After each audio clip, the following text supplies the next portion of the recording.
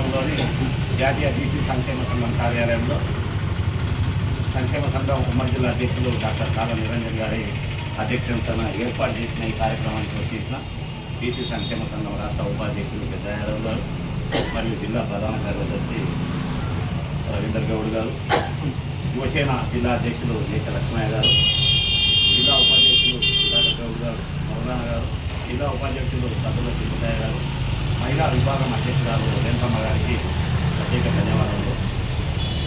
1952లో ప్రారంభమైన పార్లమెంటు పాలన వ్యవస్థ నేటికి దాదాపు 75 సంవత్సరాలు అవుతుంది. ఆ 75 సంవత్సరాల తర్వాత పార్లమెంటు స్థానాలు జనాభాకు అనుగుణంగా పార్లమెంటు స్థానాలు పెంచడానికి కేంద్ర ప్రభుత్వం ముందుకు రావడాన్ని బీసీ జాగృతి సేన బీసీ సంక్షేమ సంఘం తరఫున మేము సాదరంగా ఆహ్వానిస్తున్నాం. అలాగే మహిళలకు చట్టసభల్లో 33% రిజర్వేషన్ బిల్లును ప్రధాని మోడీ గారి హయాంలో ఆ చట్టాన్ని పార్లమెంటులో పాస్ చేయడానికి కూడా స్వాగతిస్తున్నాం. కానీ మా ఆవేదన ఒకటే, అదేంటంటే 70 సంవత్సరాలుగా చట్టసభల్లో బీసీలకు రిజర్వేషన్ లేక కేవలం ఎన్నికలు వచ్చిన ప్రతిసారి ఓటు చేసే యంత్రాలుగానే బీసీలను చూడబడతా ఉన్నారు. అగ్రకుల పార్టీ నాయకులందరూ కేవలం బీసీలను చిన్నాచితక స్థాయిలాలు ప్రకటిస్తూ అధికారం వల్ల గుప్పెంట పెట్టుకున్నారు. ఓట్లు బీసీలయ్యి సీట్లు ఓసీలే అనే చందంగా దేశవ్యాప్తంగా పరిపాలన నడుస్తూ ఉంది.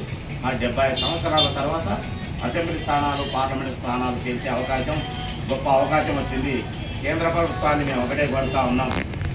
ఎలాగో ఏప్రిల్ 1 తారీఖు నుంచి దేశ జనాభా గణనలో చేస్తూ ఉన్నారు కాబట్టి అందులో మీరు ఇచ్చిన హామీ మేరకు కులగణన కూడా చేయాలని మేము డిమాండ్ చేస్తూ ఉన్నాం. అలాగే ఇప్పుడు కనుక బీసీలకు రిజర్వేషన్ రాకపోతే ఇంకా 100 సంవత్సరాలైనా కూడా చట్టసభలో బీసీలకు రిజర్వేషన్ రావు. బీసీసీలంతా మేల్కోవాల్సిందే. రాష్ట్ర వ్యాప్తంగా ఎక్కడికక్కడ అన్ని బీసీ సంఘాల నాయకులు, ప్రజా సంఘాల నాయకులు, బీసీ కుల సంఘాల నాయకులందరూ రోడ్డుపైకి వచ్చి తమ దళాన్ని వినిపించాల్సిన అత్యవసరమైన ఆవశ్యకత ఇప్పుడు ఏర్పడింది. కాబట్టి కేంద్ర ప్రభుత్వం ఒకటి డిమాండ్ చేస్తున్నాం. ఏప్రిల్ 1 నుంచి చేపట్టబోయే దేశ జనాభా గణనలో బీసీ కులాల గణన ఏర్పాటు చేయాలి. ఆ బీసీల జనాభా లెక్కలు ప్రకటించాలి. బీసీ కులాల జనాభా నిష్పత్తి ప్రకారం మరి చట్టసభల్లో బీసీ రిజర్వేషన్ బిల్లు ప్రవేశపెట్టి ఆ బిల్లు అమలు చేసి బీసీలకు చట్టసభల్లో రిజర్వేషన్ ఇచ్చిన తర్వాతనే లోక్సభ స్థానాలు కానీ పార్లమెంట్ స్థానాలు కానీ రాజ్యసభ స్థానాలు కానీ పెంచాలని కోరుతా ఉన్నాం. మీరు ఇప్పుడే జనాభా లెక్కలు జరుగుతూ ఉంటే 2011 జనాభా లెక్కల ప్రకారమే పార్లమెంటు అసెంబ్లీ స్థానాలు పెంచుతామంటే ఇక్కడ ముఖ్యంగా నష్టపోయేది ఈ దక్షిణ భారతదేశం. ఈ దక్షిణ భారతదేశంలో గత ఈ 10-15 సంవత్సరాల నుంచి జనాభా తగ్గుతూ వస్తుంది. అంటే ఈ జనాభా నిష్పత్తి తీసుకుంటే ఇక్కడ పార్లమెంట్ స్థానాలు తగ్గుతాయి. గతంలో ప్రస్తుతం ఉన్న 543 పార్లమెంటు స్థానాలలో అక్కడ ఏ పార్టీ కేంద్రంలో ప్రభుత్వం ఏర్పాటు చేయాలన్నా 272 పార్లమెంట్ స్థానాలు వచ్చిన పార్టీకే అధికారం చేపట్టే అవకాశం ఉంటుంది. తక్కువ వచ్చిన ఎడల ఇతర పార్టీలు తమ మద్దతు ప్రకటిస్తే సంకీర్ణ ప్రభుత్వం ఏర్పడుతుంది. అయితే ఇప్పుడు ఉన్న పార్లమెంట్ స్థానాలను బట్టి చూస్తే ఈ దేశంలో సంకీర్ణ ప్రభుత్వం ఏర్పడాలన్నా సంపూర్ణ ప్రభుత్వం ఏర్పడాలన్న కేంద్రంలో ఈ దక్షిణ భారతదేశంలోని పార్లమెంటు సభ్యుల పాత్ర కీలకంగా ఉంది.